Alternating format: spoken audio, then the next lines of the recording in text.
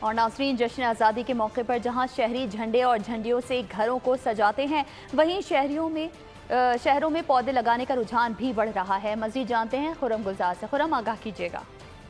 جشن آزادی کے موقع پر شہر بھر کو جہاں برقی کمکموں اور جھنڈوں اور جھنڈیوں سے سجایا گیا ہے، وہیں جو ہے وہ پودوں کے لگانے کا رجحان بھی دیکھنے میں بڑھتا جا رہا ہے۔ شہری جو ہے وہ اپنے گھروں میں پودے لگا رہے ہیں۔ اس حوالے سے ہم نرسری میں موجود ہیں اور نرسری کے جو مالک ہیں ان سے بات کرتے ہیں۔ سر، 14 اگست کے حوالے سے تھوڑا سا بتائیے کہ لوگ جو شہری ہیں وہ کس طرح کے گملے پودے لے رہے ہیں اور وہ تقریباً ایک سال میں کس طرح کا وہ درخت بنتا ہے اور کیا اس سے فائدہ حاصل ہو سکتا ہے؟